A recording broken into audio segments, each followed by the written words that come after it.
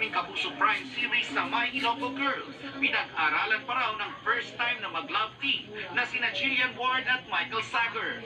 Nag-uumpisa pa lang ang dalawa na mas makilala ang isa't isa. Sa pagpupo ni na Jillian at Michael sa GMA Integrated News interviews, di-reveal ni Michael ang first time niyang makilala si Jillian years ago at napahanga na raw siya sa talaga. My first guesting on TV when I first started was with Jill sa Mars Pamor, and that's when I got to actually talk to her. And of course po at the time sabi ko, wala, kinakabahan ako na nahihiya. Sabi ko, hello Jill.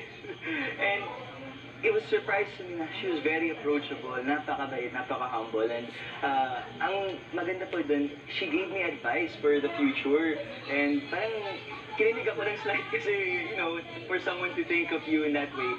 Ngayong nagiging close na ang dalawa, mas nasasabi na raw ni Michael ang mga kailangang i-improve ni Jillian sa kanyang sarili. This has come up in a conversation before. We said communication. Communication for her.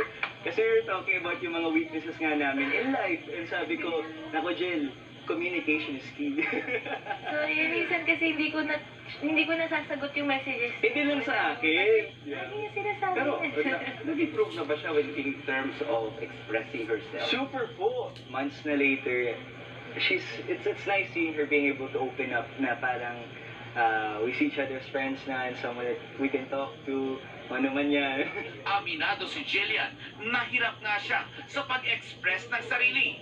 But what's about to come up sa aming interview is unfiltered and unexpected. Sa kauna-unahang pagkakataon, nagkwento si Jillian tungkol sa ilang hindi na pag-uusapang bagay tungkol sa kanyang sarili, sa kanyang pamilya, at sa paghihiwalay ng kanyang mga magulang.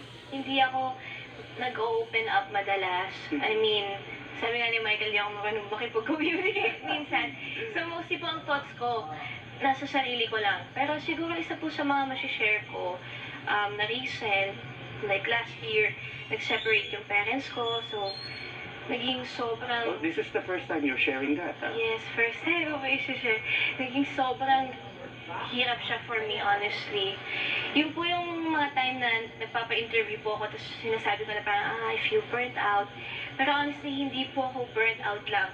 Talagang emotionally exhausted po ako kasi may time na narinig ko yung parents ko na nag-uusap sila ng madaling araw bago ako mag-taping. Tapos, I have to act like hindi ko naririnig yung mga conversations nila.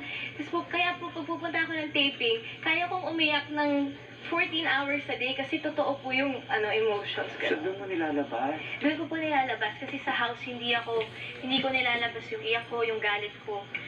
Ayun, parang hindi ako sobrang expressive sa personal life ko. So, nilalabas ko po siya sa eksena. Hindi na napigilan ni Jillian ang kanyang emosyon, lalo't nang ibabaw ang kanyang pagmamahal sa kanyang pamilya, partikular na sa kanyang ina.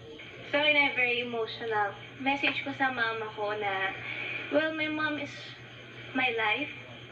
So, wait lang. So, lahat po ng ginagawa ko, it's for her. Well, my dad din and my siblings, pero more on my mom. I super love my mama. So, I hope she's proud. And, kasi po when she was growing up, hindi niya na-achieve lahat ng gusto niya ma-achieve. So, gusto ko lahat ng hindi niya na-achieve for herself, i-achieve ko. Sa sarili ko for her. My mom had doubts about having me at first kasi she was very young. I want to prove sa kanya na hindi siya nagkamali.